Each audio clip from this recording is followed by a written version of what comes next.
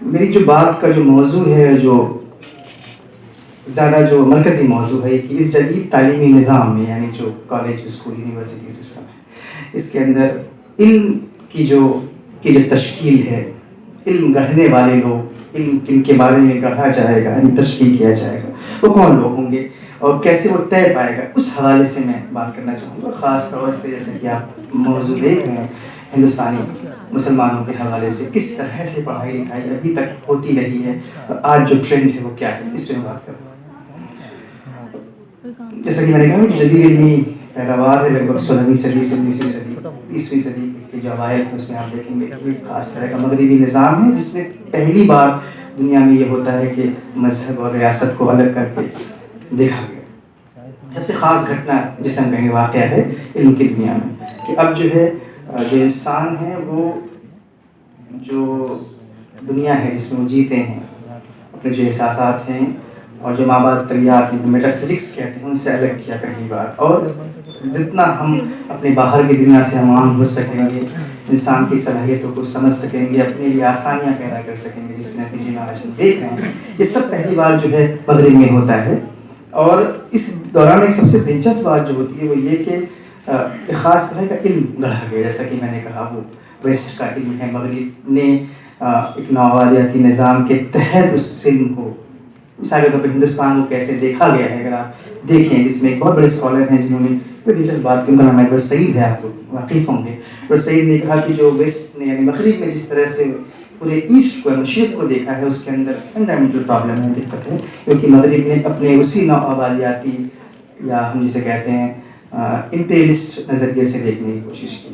اب میں اس بات کو تھوڑا بہت مختصر کر کے ہندوستان میں بھی آتے ہیں. یعنی ہندوستان کسی صدی کے جس ہندوستان میں ہم موجود ہیں، بہت تیز رفتار ترقی اس میں ہے. خاص طور سے ہم ان ممالک کی فہرست میں سر فہرست ہونے والے ہیں جو کہ ترقی یافتہ ہیں اور جن کے پاس ویٹو پاورس ہیں، اور معیشت کے اعتبار سے ہم ٹریلین اکانومی کی طرف جا رہے ہیں. اس کا ایک خاص پہلو تو یہ ہے، اور ایک بہت ہی خوشائن بات ہے جو پچھلے کئی دہائیوں سے ہم کو دیکھنے ملی اور آج ان دنوں اور ہم زیادہ اس کی طرف بڑھے.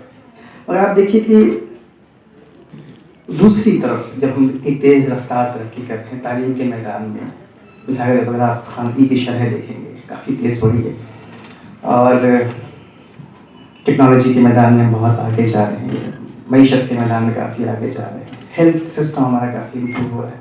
یہ سب کچھ ہو رہا ہے. اس دوران اگر آپ دیکھیں گے کچھ خاص جو کمیونٹیز ہیں، جو طبقات ہیں، وہ اس پورے ڈیولپمنٹ یعنی ترقی کے اس پورے فریم ورک سے وہ باہر نکلتے جا رہے ہیں، جس میں سب سے فہرست ہیں مسلمان. اس لیے میں نے اقلیتوں کو کہا، اقلیتوں میں خاص طور سے مسلمانوں کے اعتبار سے اگر ہم دیکھیں. اور یہ جو ترقی ساری ہے اس علمی میدان میں حصے داری نمائندگی کی وجہ سے ہوئی، اور اسی علم کی جو جدید دنیا کا جو علم ہے، اسی علم کی بدولت ہم لوگ بہت آگے جا رہے ہیں. لیکن اس سے مسلمان جو ہے کیسے پیچھے رہتے ہیں. تھوڑے سے میں تھوڑا عدد و شمار کی طرف جانا چاہوں گا کہ جیسا کہ میں کہہ رہا تھا کہ یہ بات بہت اہم ہے سمجھنا کہ کیا مسلمان واقعی پسماندہ ہیں. ورنہ اگر ہم دیکھتے ہیں بظاہر کہ جو نفسیاتی طور پر جو ہمارا اجتماعی شعور ہے کہ مسلمان چونکہ ایک ایسے مذہب سے تعلق رکھتے ہیں جو کہ کہیں نہ کہیں اس کے اندر ایک برتری کا پہلو پایا جاتا ہے اور عالمی انسانیت کے لیے وہ ایک سب سے بڑا مذہب مانا جاتا ہے وغیرہ وغیرہ، اس سب کے دھیان میں رکھتے ہوئے دیکھیں تو ایک طرح کا تضاد نظر آتا ہے کہ وہ مسلمان جو نفسیاتی اور مذہبی اعتبار سے اتنے پر اعتماد نظر آتے ہیں، جو زمینی حقائق ہیں وہ بہت ہی مختلف ہیں. اور اس جو زمینی حقائق میں پسماندگی جیسے یعنی جو مارجنائزیشن جسے ہم کہتے ہیں، وہ ایک بہت ہی بڑا اشاریہ ہے اس بات کو سمجھنے کے لیے کہ کوئی بھی قوم، کوئی بھی طبقہ یا گروہ جو ہے وہ ترقی یافتہ ہے کہ نہیں.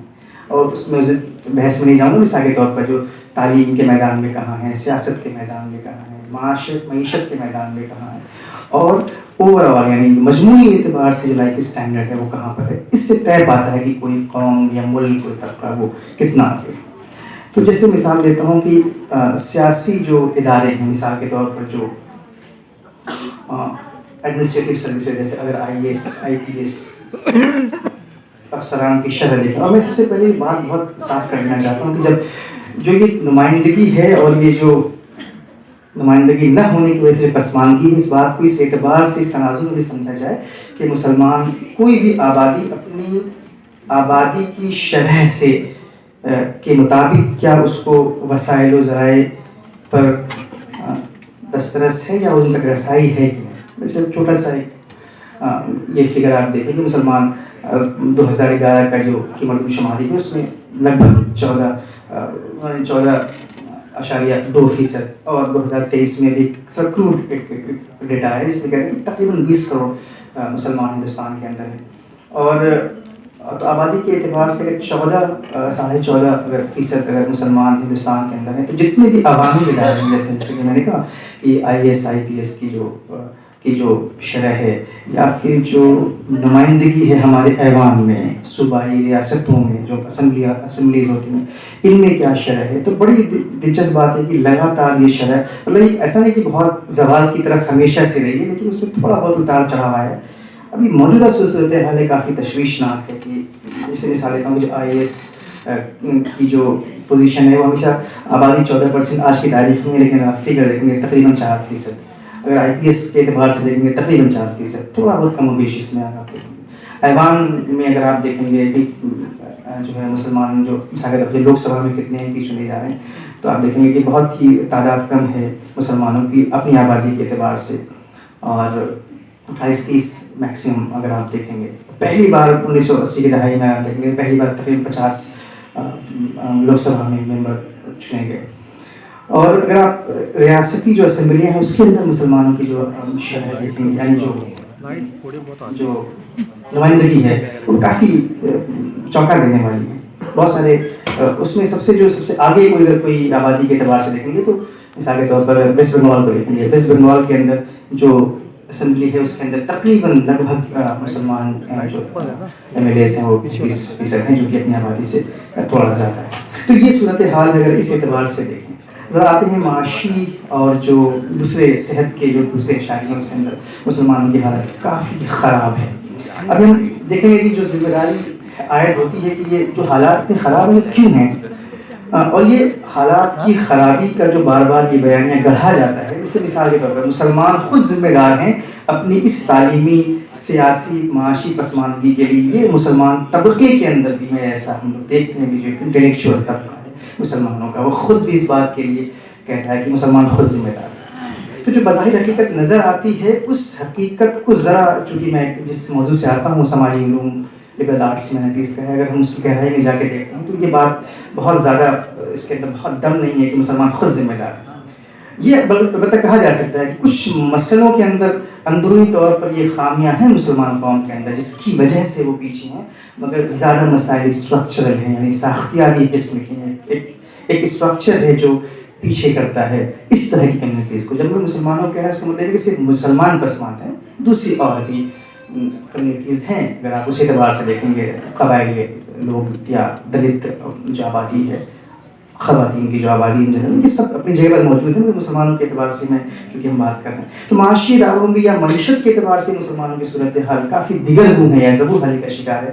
کئی سارے ابھی پچھلے سالوں میں 2015 سے لے کے 2021-22 تک کئی سارے ایسی ریسرچز آئی ہیں جو یہ بتا رہی ہیں کہ مسلمان کی صورتحال کتنی خراب ہے۔ ایسے بھی پچھلے جون میں ٹائمس آف انڈیا کی رپورٹ انہوں نے کی ہے کہ مسلمان جو ہے جتنی بھی مذہبی قومیں ہیں سب سے پیچھے ہیں معیشت کے اعتبار سے۔ یا پھر اگر آپ UNDP یونائٹڈ نیشنز ڈیولپمنٹ جو ہیومن ڈیولپمنٹ کی جو ایجنسی ہے، انہوں نے آکسفورڈ کے ساتھ ایک انیشیٹو میں اپنی ریسرچ کے دوران یہ پایا، اور بہت لیٹسٹ 2019 کی غالباً وہ ریسرچ ہے، وہ کہہ رہی ہے کہ مسلمان جو ہیں ہر ہندوستان کے اندر ہر تیسرا جو مسلم ہے وہ ملٹی ڈائمینشنل پاورٹی کا شکار ہے، مطلب کئی جہاز سے وہ غریب ہے۔ تو غریبی کا ہم پیمانہ مانتے ہیں کہ ویلتھ یا آمدنی ہے، بلکہ غذائیت کے اعتبار سے، صحت کے اعتبار سے، گھریلو اثاثے کے اعتبار سے، تعلیم کے اعتبار سے، یہ ساری چیزوں میں آپ دیکھیں ملٹی ڈائمینشنلی پور ہیں مسلمان۔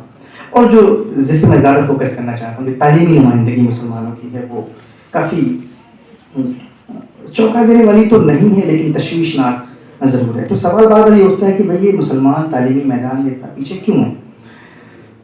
تو اس ضمن میں اگر آپ دیکھیں گے جو علم کی دنیا ہے، یعنی جو اکیڈمیا ہے، اکیڈمیا کے اندر آپ دیکھیں گے یہ بحث بار بار ہوتی ہے۔ تو میں اس کے علم نظام کی بات کر رہا تھا کہ مسلمانوں کے تئیں مسلمانوں کو لے کر جو ایک پرسیپشن یا جو علم کا جو پرسیپشن ہے اس کے اندر پرابلم ہے، فنڈامنٹل پرابلم اس کے اندر۔ لیکن بار بار یہ کہا گیا، بہت سارے اسکالرز آپ کو ملیں گے خود مسلمانوں کے اندر یا باہر کے بہت سارے اسکالرز ہیں، یعنی مسلمان کمیونٹی کے علاوہ وہ کہیں گے کہ مسلمان اپنے جو تعلیمی میدان میں جو پچھڑاپن ہے، کیونکہ ہم یہ جدید دنیا میں آج یہ مانتے ہیں 21ویں صدی میں تو خاص طور سے کہ کسی بھی قوم کی ملک کی ترقی کا سب سے بڑا پیمانہ یہ ہے کہ وہ علم کی دنیا میں کتنا آگے ہے یا اس تعلیمی نظام میں، مسلمانوں کو پیچھے پا رہے ہیں۔ تو وہ بار بار یہ کہتا ہے کہ مسلمان جو پیچھے اس لیے ہیں، اس کی وجہ یہ کہ ان کا مذہب ان کے آڑے آتا ہے، یعنی جو مذہبی تعلیمات اس کے اندر جو ثقافتی بھی مسئلہ اس کے اندر، یعنی مسلمانوں کی جو مذہبی تعلیم کا جو ان کے اوپر اثر ہے، جو مذہب کا اثر ہے، چونکہ جدید دنیا کا جو علم ہے ایک بہت ہی سیکولر اور الگ طریقے کا علم ہے، اس کے ساتھ جو ہم آہنگی نہیں ہونے کی وجہ سے یہ سارا کچھ ہو رہا ہے۔ تو یہ ایک بڑا مسئلہ ہے۔ اور دوسری جو سب سے بڑی بات بار بار کہی جا رہی ہے، جو بظاہر بھی دکھائی پڑتی ہے، کہ جو مسلمان خواتین ہیں، جو لڑکیاں ہیں، عورتیں ہیں، جن کی بڑی تعداد یہاں پر موجود ہے مردوں کے مقابلے میں، جو اس بات میں اپنے آپ میں اس بات کا ثبوت ہے کہ ایسا نہیں ہونا چاہیے، اور ایسا ہے بھی نہیں، کہ وہ اپنی عورتوں کو گھروں کے اندر قید رکھتے ہیں اور ان کو مواقع نہیں ملتے ہیں زندگی کے، اس طرح کے ان کو دبایا جاتا ہے، اس وجہ سے بھی مسلمان پیچھے۔ یہ دو باتیں بار بار بڑی شد و مت کے ساتھ کہی جاتی ہیں، مگر آپ یہ دیکھیے کہ عمومی طور پر بھی اگر دیکھا جائے تو جو ہمارا سماج ہے، جو معاشرہ ہے، وہ فطرت سے بھی سماج ہے، نظام ہے۔ کسی معاشرے کی بات کر لیں، ہندوستان ان جنرل بھی کہیں گے تو پیٹریارکل سوسائٹی کا ہم لوگ حصہ ہیں، تو وہ بات الگ سے کہنے کے لیے بہت زیادہ اس پہ فوکس کرنے کی ضرورت نہیں مجھے لگتا۔ دوسری یہ دلیل دی جاتی ہے کہ بھائی جو مسلمانوں جو تعلیمی ہے، جو یہ اس طرح کی جتنی بھی اوور آل ہے مجموعی پسماندگی ہے، اس کے پیچھے ریاست کی جو بے توجہی ہے، جو وہ ایک بڑی وجہ ہے، جس میں تھوڑا دم نظر آتا ہے۔ میں اس کے بعد سوال و جواب کے موقع کے دوران میں یہ بات کو رکھنا چاہوں گا۔ اور تیسری جو بات ہے کہ مسلمان تاریخی اعتبار سے اس پچھڑے پن کا شکار نہیں ہے۔ جب سے انگریز حکومت ہندوستان میں آئی، انہوں نے تعلیم کا جو پورا نظام کریٹ کیا وہ شہروں کے اندر کیا، اور شہر میں چونکہ آبادی مسلمانوں کی کم ہے تو وہاں تک پہنچ نہیں پائیں گے وغیرہ وغیرہ، یہ ایک شروعاتی دور سے چلا ہے۔ اور جو چوتھی دلیل دی جاتی ہے، جس کے اندر بہت زیادہ دم نہیں نظر آتا مجھے، وہ یہ کہ مسلمانوں کی جو تعلیمی پسماندگی ہے اس کے پیچھے وجہ جو ہے وہ یہ کہ وہ سماجی اور سیاسی معاشی پریشانیوں کی وجہ سے، یعنی اس کا تعلق مذہب سے بھی نہیں ہے، اور اس کا تعلق بہت زیادہ اس بات سے نہیں ہے کہ مسلمان ریاستی بے توجہی کا شکار ہیں یا ان کے لیے کوئی اس طرح کی انیشیٹوز نہیں لی جاتی، اور تو وہ ایک طرح کا معاشی مسئلہ ہے، یعنی تعلیم کو آگے رکھیں گے نہیں کریں گے، یہ طے کرتا ہے کہ جو والدین ہیں ان کی آمدنی کا ذریعہ کیا ہے۔ یہ چار باتوں کو اگر ہم تھوڑا دھیان میں رکھیں گے تو بات سمجھ میں آتی ہے۔ میں دیکھ لیا آتا ہوں کہ یہ مسلمانوں کی جو تعلیمی جو پسماندگی ہے، اس کے پیچھے جو سب سے بڑا جو مطلب آپ دیکھیں گے کہ 2005-6 تک بہت ہی عام طور پر یہ بات کہی جاتی تھی کہ مسلمان جو ہے اپیسمنٹ ہوتا ہے ان کے ساتھ تو ریاست الگ طریقے سے سلوک کرتی ہے، ان کو اتنا بڑھاوا دیا جاتا ہے۔ یہ بار بار خاص طور سے کانگریس حکومت ہے اس کے اوپر الزام لگاتی رہی، اور جس کا انہوں نے کافی فائدہ بھی اٹھایا۔ لیکن جب سچر کمیٹی رپورٹ جس کی بات کافی کی جاتی تھی لیکن اب کی نہیں جاتی، جو کہ بہت اہم ہے، اور کچھ ہی بہت اس کے بعد جلدی ایک اور کمیٹی آتی ہے، اس کمیشن، اس کا نام ہے رنگناتھ مشرا کمیشن۔ وہ دونوں اور جس پر بات نہیں ہوتی، میں جو کہنا چاہ رہا ہوں یہ کہ ان کمیشنز نے یا ان جو کمیٹی ہیں یا سچر کمیٹی ہے، انہوں نے جو سب سے بڑا کام کیا میرے اعتبار سے، میرے ناقص رائے کے اعتبار سے، انہوں نے پرسیپشن کو توڑا، جو دقیانوسی خیال تھا مسلمانوں کو لے کے اس نے توڑا۔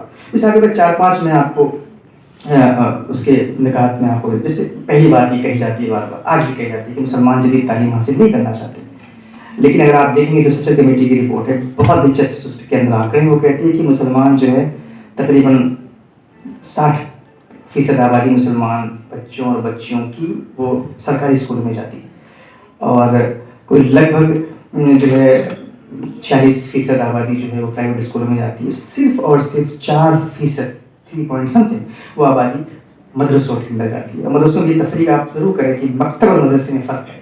مکتب پرائمری اسکولنگ کے کہتے ہیں، اور جو اس کے آگے جب جاتے ہیں تو 4% کی آبادی جو مدرسوں میں جاتی ہے۔ اب یہ بحث کا بہت بڑا مسئلہ ہے کہ جن کے بارے میں بار بار یہ کہا جاتا ہے، جسے میں پہلی بات کہہ رہا تھا کہ مسلمانوں میں مذہب کا غلبہ بہت زیادہ ہے، تو اپنے آپ میں یہ بات اس بات سے ہم کو اندازہ ہوتا ہے کہ ایسا بالکل بھی نہیں۔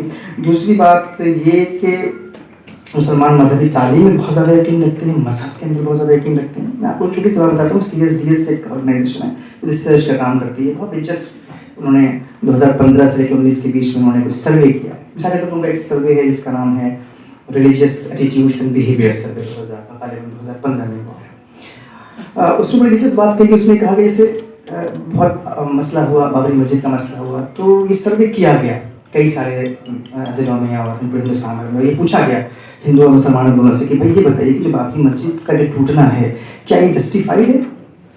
تقریباً 2015 میں کہا تو 80% لوگوں نے کہا کہ جسٹیفائڈ نہیں ہے، غلط ہوا ہے. 2019 کا سروے جو کہتا ہے 86% یعنی 86% لوگوں نے کہا کہ بھائی یہ غلط ہوا ہے، یہ نہیں ہونا چاہیے تھا. دوسری طرف ایک سروے ہوتا ہے جس میں یہ پوچھا جاتا ہے کہ کیا واقعی بابری مسجد آپ کے لیے مسئلہ ہے؟ Does it matter to you at all؟ یہ سوال. اب دیکھیے صرف 24% مسلمانوں نے یہ کہا کہ یہ ہمارے لیے مسئلہ ہے. اور یہ 5 پوائنٹ کا اسکیل ہوتا ہے، یعنی کہ بہت بڑا، اٹس ویری امپورٹنٹ فار اس. مثال کے طور پہ کسی نے کہا سم ہاؤ امپورٹنٹ، ان کی تعداد اچھی خاصی ہے. کسی نے کہا کہ بھائی یہ ہاں یہ مسئلہ تو ہے، ان کی تعداد دیکھیے. اور کسی نے کہا بھائی یہ تو میرے لیے مسئلہ ہی نہیں ہے، ان کی تعداد اچھی خاصی ہے. 25% لوگوں نے تقریباً کہا نہیں کہ ہم کو پتہ نہیں، ہم تو اس معاملے میں نہیں پڑھتے، ہم تو یہ جاننا چاہتے ہیں کہ بھائی ہماری اچھی تعلیم ہونی چاہیے وغیرہ. آپ دیکھیے 75% مسلمان، 75% مسلمانوں کے لیے بابری مسجد کا مسئلہ نہیں ہے. بس سمجھیے. تو اب جو سوال یہ ہوتا ہے کہ مسلمانوں کے جو مسئلے ہیں، اس لیے جو میڈیا کی طرف سے اچھالے گئے مسلمانوں کے مسئلے ہیں، میں اس بات کو کنٹینشن کرنا چاہتا ہوں، جو وہ مسئلے دراصل مسلمانوں کے نہیں ہیں. مسلمان بھی دوسری کمیونٹیز کی طرح تعلیم چاہتے ہیں، مسلمان بھی اپنی نمائندگی چاہتے ہیں، مسلمان ایوان میں جانا چاہتے ہیں، مسلمان بہت سوچ سمجھ کر ووٹ کرتے ہیں. میں اس بحث میں نہیں جاؤں گا کہ جو ووٹنگ کا جو پورا پیٹرن ہے مسلمانوں کے بارے میں کہ بھائی یہ لوگ تو سب ایک ہی طرف جاتے ہیں، ایسا بالکل نہیں ہے. ایسے ڈیٹا ہمارے سامنے ہم کو ایسی بات نہیں بتاتا. اب دیکھیے اور ایک بات یہ بھی بار بار مسلمانوں کے اندر کے مسئلے ہیں کہ میں نے کہا پیچھے رہنے کی وجہ، ایک بڑی وجہ جو کہ رنگناتھ مشرا کمیشن نے اس کو ہائی لائٹ کیا ہوئی ہے کہ مسلمانوں کے اندر سماجی اعتبار سے بھی کافی غیر برابری، یعنی ذات پات کا جو مسئلہ ہے وہ مسلمانوں کے اندر بھی بہت زبردست طریقے سے. اس بات کے ہم سب لوگ سے انکار نہیں کر سکتے ہیں. اس لیے آپ دیکھیں گے رنگناتھ مشرا کمیشن بہت اپنے آپ میں انقلابی قسم کی کمیشن، جس نے کہا کہ مسلمانوں کو خاص طور سے دلت مسلمان ہیں، وہ دلت مسلمان جن کی ذات ہندوؤں اور دوسرے برادری میں آپ دیکھیں گے وہاں پر ان کو وہ دلت کہا جاتا ہے. تو دلت مسلمانوں کا جو ریزرویشن ہے وہ بہت ہی ضروری ہے، یہ بات بھی کہی. اور جو سب سے چونکانے والی بات، جیسے اس میں کہتا ہے کہ سچر کمیٹی اور پرانی باتوں کو ہم نے کہا کہ بھائی بہت پیچھے ہو گیا کرو، بہت آگے جا رہے ہیں مسلمان، اتنی ترقی کر رہے ہیں. ابھی دیکھیے 2020-21 کا جو ابھی سروے آیا ہے، اور India survey on higher education, یعنی اعلیٰ تعلیم کے اوپر، اور سرکاری ہے، یہ حکومت کی طرف سے کیا جاتا ہے. آپ دیکھیے اس سروے نے اور جھٹکا دیا ہم لوگوں کو، ہم لوگ مطلب جو سوشل سائنس کے جو اسٹوڈنٹس ہیں ان کے لیے، کہ بھائی ابھی تک تو یہ لگا تھا اتنی ترقی کریں، ہوا کیا؟ آپ دیکھیے 2019-20 کا جو سروے ہے آل انڈیا ہائر ایجوکیشن ایشیا کا سروے جو ہے، اس سے کمپیریزن تقابلی موازنہ اگر کرتے ہیں تو 2020-21 کا جو سروے بڑی دلچسپ بات کہتا ہے. آپ دیکھیے کہ ساری کمیونٹیز میں بڑھوتری ہے، اضافہ ہوا ہے اعلیٰ تعلیم میں. جس تعلیمی نظام، اس یونیورسٹی کے اندر مثال کے طور پر ہم بیٹھیں گے، ایک اعلیٰ تعلیمی ادارہ ہے جہاں پر 12 یا +2 کے بعد پڑھائی ہوتی ہے. آپ دیکھیں گے دلتوں کے اندر 4% اضافہ ہوا ہے، قبائلیوں کے اندر تقریباً 12%، یعنی 11.9%. آپ دیکھیں گے کہ جو OBC ہیں ان کے اندر بھی خاص تقریباً 4% کے آس پاس کا اضافہ ہے. جو اپر کاسٹ لوگ ہیں ان میں بھی پہلی بار ایسا ہوتا ہے کہ اتنی تیز گراف بڑھتا ہے، تقریباً 13.5% 6.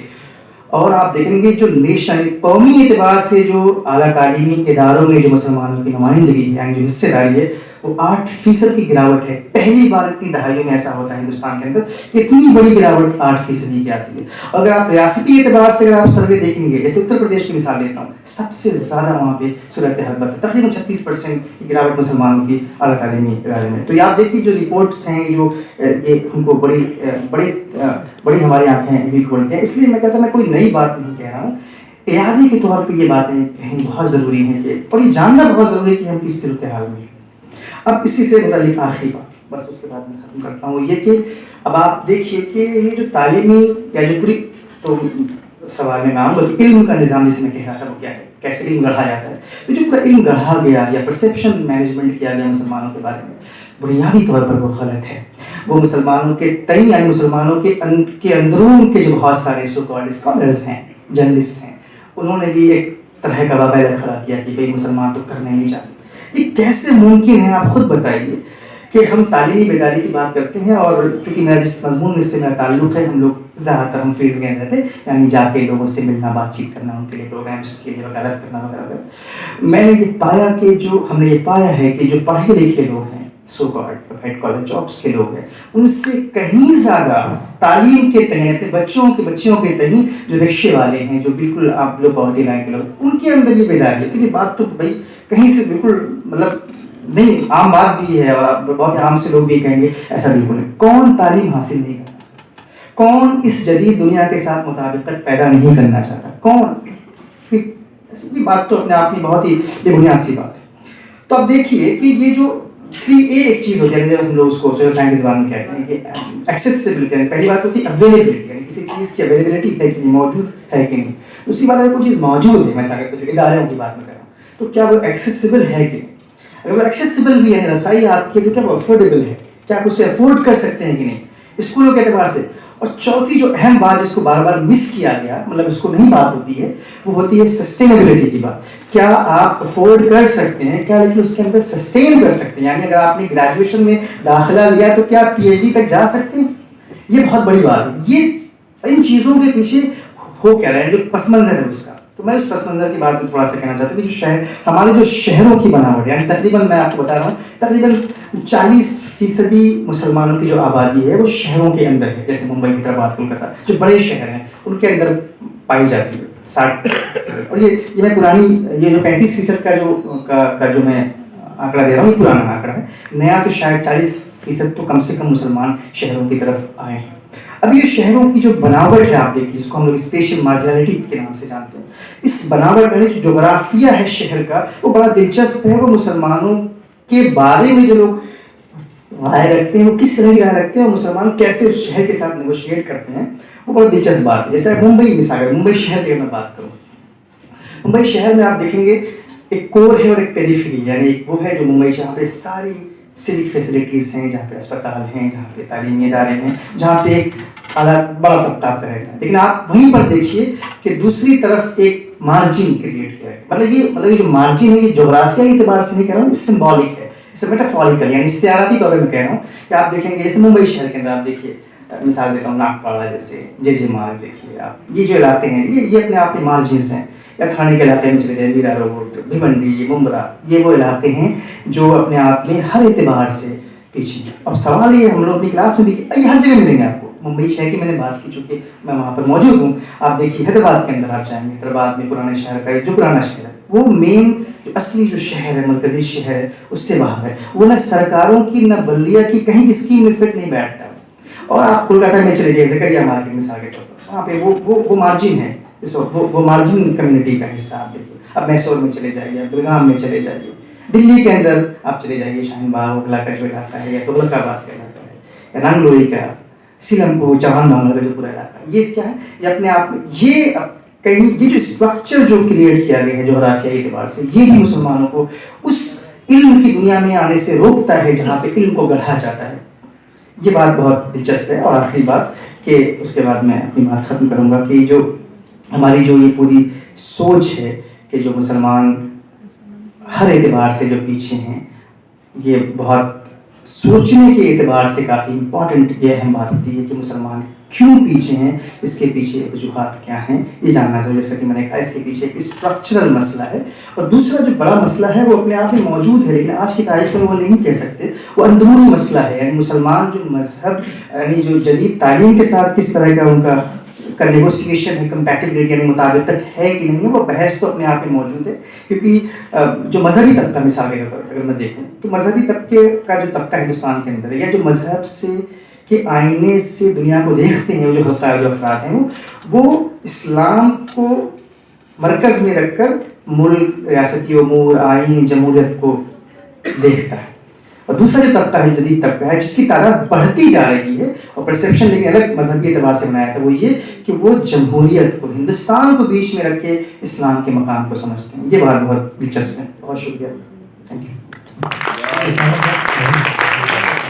ایک دو پوائنٹ پر آپ کی وضاحت چاہوں گا۔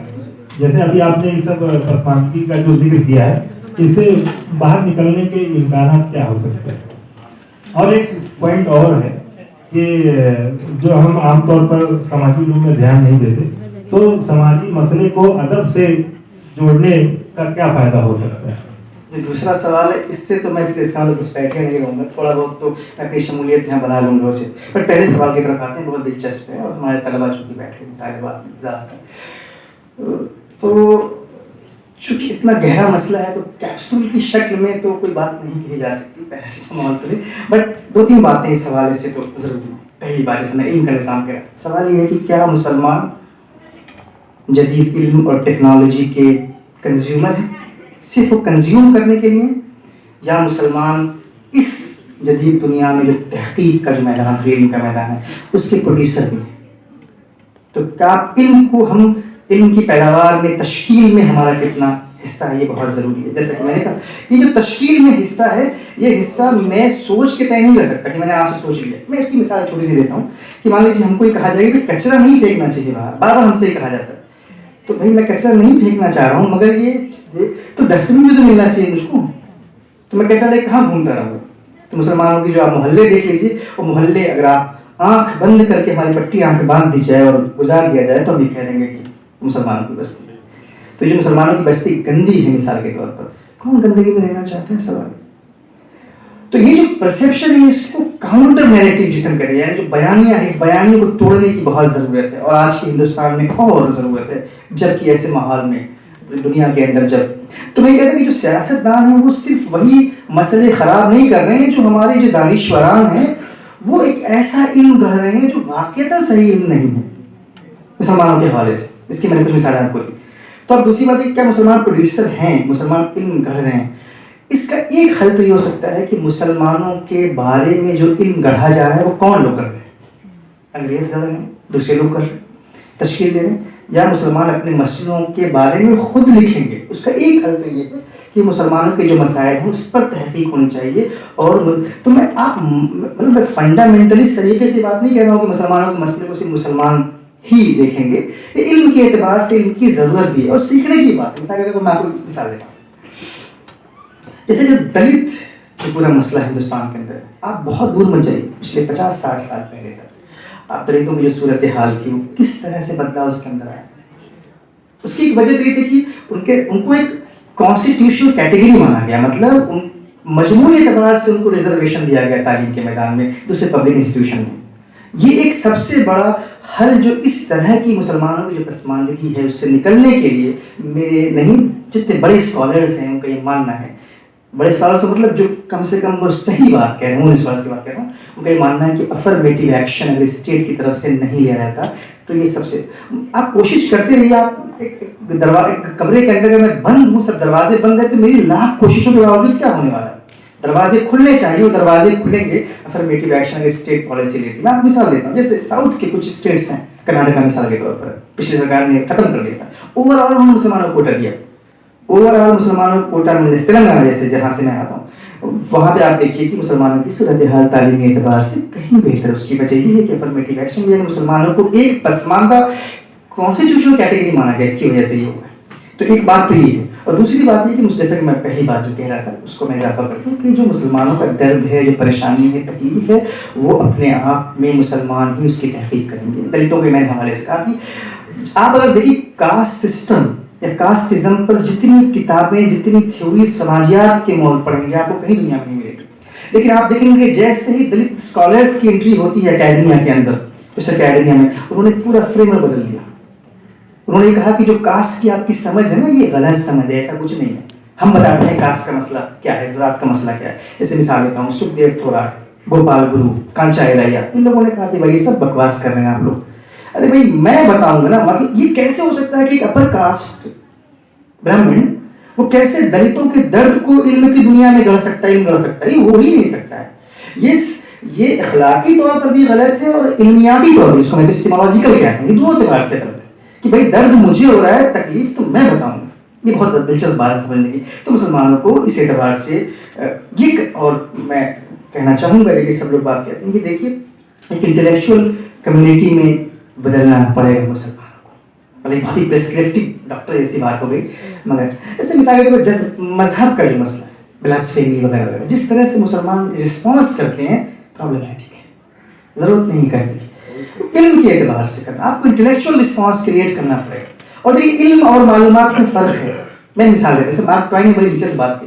مارک ٹوائن ایک اسکالر، انہوں نے کہا کہ لوگوں کو جیسے انہوں نے کہا کہ لوگوں کو بیوقوف بنانا آسان ہے، لیکن ان کو یہ سمجھانا مشکل ہے کہ ان کو بیوقوف بنایا گیا ہے. سب سے مشکل کام. دوسری بات، اگر میں اسی بات سے ایک اسکالر نام چامسکی ان کی بات کو جوڑوں، چامسکی نے بڑی جس بات کی، انہوں نے کہا کہ بھائی دیکھیے یہ تو معلومات ہو گئی کہ اتنے ملین جیوز مارے گئے، کنسنٹریشن کیمپ ہوا جرمنی کے اندر، اس سے بات نہیں بنی. یہ بات دلچسپ ہے جاننا کہ کیسے جرمنی کے اندر پوری جرمنی کے لوگوں کو اس بات کے لیے تیار کیا گیا کہ جو یہودی لوگ ہیں یہ مسئلے والے لوگ ہیں، یہ گندے لوگ ہیں، یہ خراب لوگ ہیں، یہ مطلب یہ وہ ہیں جیسے کہتے ہیں دیمک لفظ کا استعمال پہلی بار جو ہم آج کل سیاست میں سن رہے ہیں، ہمارے سیاسی رہنما بول رہے ہیں دیمک، ٹرمائٹ جسے ہم کہتے ہیں، اس کا استعمال جو ہے پہلی بار جرمنی میں کیا گیا. دیمک ہے، جو دیمک کا کام کیا ہوتا ہے؟ دیمک کا کام یہ ہے کہ بہت ہی خاموشی کے ساتھ پورے اسٹرکچر کو کاٹ کے ختم کر دیتا ہے، تو پورا ڈھانچہ کھڑا ہے اچانک سے دھراشائی ہو جاتا ہے. تو یہ جو ماحول تیار کیا گیا یہ سمجھنا بہت ضروری ہے.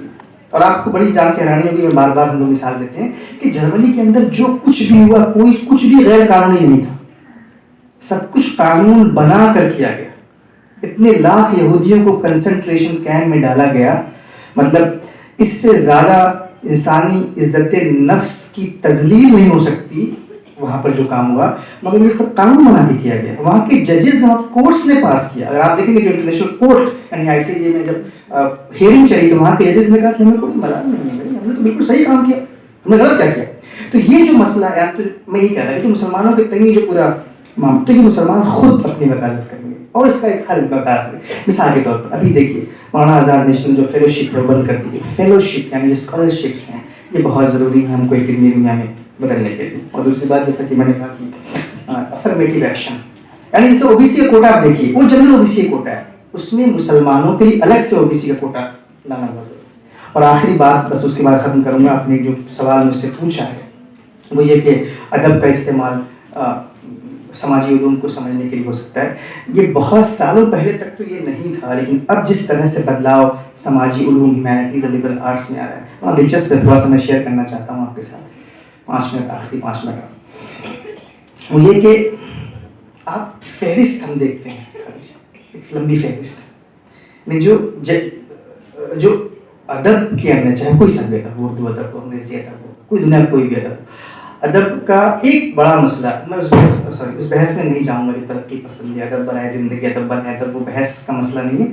مگر کوئی بھی ادیب اپنے سرحد سے کٹ نہیں سکتا، اپنی جو آس پاس کی دنیا ڈس ایسوسیٹ نہیں ہو سکتا. اگر وہ ڈس ایسوسیٹ ہو رہا ہے تو وہ ایک طرح کا بریچ آف ٹرسٹ ہے، یعنی ایک طرح کا وہ غلط کام کہا جائے گا. تو آپ دیکھیے کہ ہماری جو شاعری ہے مثال کے طور پہ، جو ہمارا فکشن ہے، وہ فکشن آج سماجی علوم کے بہت بڑے مسئلوں کو کی گتھیوں کو سمجھانے میں بہت دلچسپ کام کرتا ہے. آپ نظر اٹھا کے اگر ہم دیکھتے ہیں مثال کے طور پر فلسطین کا جو پورا مسئلہ ہے، اگر ہم محمود درویش کی نظموں کو پڑھیں، محمود درویش کی شاعری کو پڑھیں تو گتھی سلجھ جاتی ہے. کشمیر کا جو مسئلہ ہے، بشارت کی ایک رائٹر ہے، انہوں نے کتاب لکھی تھی کرفیو نائٹ، جس کتاب کی اسکرپٹ پر حیدر فلم بنی وشال بھردواج کی، وہ دراصل ہیملیٹ سے اس کا پورا پلاٹ لیا گیا، جو اسکرین پلے وہ اس کی وجہ سے آپ دیکھیں گے. تو ہم میں سے زیادہ تر لوگوں نے کشمیر کے مسئلے کو حیدر فلم سے سمجھ لیا کہ یہاں کی انٹرنل پالیٹکس کیا ہے وغیرہ وغیرہ. اب دیکھیے ادب کا استعمال، اس میں کہہ رہا تھا، آپ نظر اٹھاتے ہیں نکاراگوا مثال کے طور پہ ایک ساؤتھ امریکہ میں کنٹری ہے، وہاں پہ ایک شاعر تھے ارنسٹو کارڈینل، اور زبردست کام کیا انہوں نے. میں اس کی ایک چھوٹی سی نظم سناتا ہوں ارنسٹو کارڈینل کی. اور وہاں پہ جب لیفٹ گورنمنٹ تھی، اس کے بعد لیفٹسٹ لوگوں کو کافی کی پٹائی کی گئی جب وہاں پہ دائیں بازو کی حکومت آئی، اور ارنسٹو پکڑ کے لوگوں کو، اسکالرس کو، اکیڈمیشینس کو، دانشوروں کو جیل میں بند کیا گیا.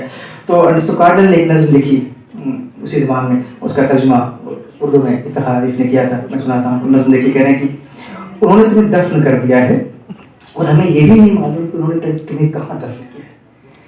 انہوں نے تمہیں دفن کر دیا ہے اور ہمیں یہ بھی نہیں معلوم کہ انہوں نے تمہیں کہاں دفن کیا ہے، لیکن جب جب بہار آئے گی اور سرخ پھول کھلیں گے ہمیں معلوم ہو جائے گا کہ انہوں نے تمہیں یہاں دفن کیا ہے۔ آپ یہ نظم دیکھیے اور آپ پس منظر سمجھیے۔ تو سماجی علوم میں کی پریشانی کیا ہے؟ سماجی علوم میں تھیوریز ہوتی ہے، تھیورائزیشن بہت ہوتا ہے اور روکھا، بڑا روکھا قسم کا ہوتا ہے جو سماجیات جن لوگوں نے پڑھا ہو گریجویشن میں کہہ رہا ہوں کہ کہاں پھنس گئے بھائی یہ۔ اس کی بنیادی وجہ یہ کہ سماجیات میں ادب کو شامل نہیں کیا گیا۔ ادب ہمارے اندر وہ احساس ڈالتا ہے، ہم تھیوری کو سمجھ سکتے ہیں، فیل کر سکتے ہیں، اور کانسیپٹ یعنی جو کلیے ہیں، جو اصول ہیں، جو تھیوریز ہیں، ان کو سمجھنے میں بہت مدد مل سکتی ہے۔ میں آپ کو 2 مثالیں بتاؤں گا اس کا، تو میں نے مثال دی آپ کو، جیسے آپ راہی معصوم رضا کی کتابوں کو آپ دیکھیں گے تو جتنی بھی کتابیں انہوں نے لکھی ہیں، ٹوپی شکلا سے لے کے آدھا گاؤں، ٹوپی شکلا، وہ اس کی بوند، اصل گوش کے دن، سین 75 وغیرہ جتنی بھی کتاب آپ دیکھیے، راہی معصوم رضا کی جو کتابوں کا جو اب ادب کے معیار پر وہ کتابیں کتنی پوری کرتی ہیں یہ میں نہیں جانتا، مجھے نہیں پتا چونکہ میرا وہ پس منظر نہیں، لیکن آپ دیکھیے جو ہندو مسلم تعلقات ہیں، ہندو مسلم تعلقات کو سمجھنے کے لیے، سیکولرزم کو سمجھنے کے لیے، مشترکہ تہذیب کو سمجھنے کے لیے، روایتوں کو سمجھنے کے لیے، مجھے نہیں لگتا کہ کوئی سوشل سائنس کی کتاب کامیاب ہے راہی معصوم رضا کے بغیر جو ہو سکتا ہے اس میں۔ اور آپ دیکھیے، اور بھی میں آپ بتاتا ہوں، ذات کا مسئلہ مثال، جیسے میں نے ابھی کاسٹزم کی بات کی، آپ دیکھیے جو دلت آٹو بایوگرافیز ہیں، دلت آٹو بایوگرافیز جو ہے دلچسپ ہے، وہ ہم کو سمجھانے میں، جوٹھن اوم پرکاش واڑ کی، تلسی رام مردہیا بتاتی ہیں کہ دراصل ذات پات کا نظام کس حد تک خطرناک ہے ایک ملک کی ترقی میں۔ آپ کوئی بھی اینگل لے لیجیے، ایجوکیشن بظاہر کوئی ڈپارٹمنٹ ہے جہاں پہ لوگ پڑھائی لکھائی کر رہے ہیں، لیکن آپ دیکھیے کاسٹ وہاں پر پیوست ہے، عوامی زندگی کاسٹ پیوست ہے، ہر جگہ آپ دیکھیے کاسٹ ایک بہت ہی پرماننٹ فیچر ہے ہمارے ملک کا۔ اور شاید امبیڈکر اس لیے بہت کامیاب رہے اس بات کو بتانے میں کہ ہندوازم مطلب کاسٹ، اس لیے کاسٹ ہے۔ لیکن آپ بایوگرافیز دیکھیں، آٹو بایوگرافیز، تو درد جو ہے، ابھی درد آٹو بایوگرافی میں سماجیاتی کتابوں نے وہ درد بتا ہی نہیں پائی، وہ کتابیں وہ درد بتایا دلت آٹو بایوگرافیز۔ اور جب ان کو تھیورائز کرتے ہیں ہم تو ہم کو اندازہ کر دیں گے کیا ہی دنیا ہے۔ فرقہ پرستی مثال، فرقہ وارانہ فسادات، آپ منٹو سے لے کر نیچے تک آ جائیے، آپ دیکھیے بھاگلپور کا فساد مثال ہے 1989 کا ہے، 89 کا فساد ہے، بہت ریسرچ کی گئی، بہت تحقیق ہے اس کے اوپر، بہت لوگوں نے کام کیا دنگوں کے اوپر۔ لیکن میں آپ کو چھوٹی سی نظم سناتا ہوں، وہ نظم لکھی ہے ایک، مجھے لگتا ہے کسی انٹر کالج کے ٹیچر تھے یا کسی کالج کے ٹیچر ہوں گے، مناظر عاشق ہرگانی ان کا نام ہے۔ اور جو ڈیٹا فیل ہو گیا، سماجی علوم کی تھیوریز جہاں پر فیل ہو گئی، ایک ادیب، ایک شاعر، انہوں نے کتاب بڑی مشہور کتاب ہوئی، اس کتاب کا نام مجھے بھی یاد نہیں آ رہا، لیکن انہوں نے کتاب میں اس میں انہوں نے بھاگلپور کے فصل آنکھوں دیکھا حال، غالباً اس کتاب کا نام ہے آنکھوں دیکھا حال، انہوں نے اس میں ایک نظم لکھی، اور نظم میں آپ کو سناتا ہوں۔ نظم یہ ہے کہ خود اپنے آپ کو ڈھوتے ہوئے اب تم اس کنارے پر کھڑے ہو، خود اپنے آپ کو ڈھوتے ہوئے اب تم اس کنارے پر کھڑے ہو جہاں سے کوئی نہیں لوٹا، جہاں سے کوئی نہیں لوٹتا میرے دوست، اب تم بھی نہیں لوٹ پاؤ گے، یاد کی صرف ایک شرط رہ جائے گی کہ جب بھی کہیں فساد ہوگا تم بہت یاد آؤ گے، اور خود بخود یاد آتے ہو پوری فرقہ واریت، فرقہ وارانہ فسادات۔ لیکن شکریہ، آخری بات، وائلنس، یعنی جو کنگل وائلنس ہے، جس طرح کا ٹارگیٹڈ اسٹرکچرل کنگل وائلنس ہے، وہ ہندوستانی مسلمانوں کے لیے سب سے بڑا ناسور ہے، اس کے ساتھ انگیج کرنا بہت ضروری ہے۔ بہت شکریہ، تھینک یو ویری مچ، بہت شکریہ۔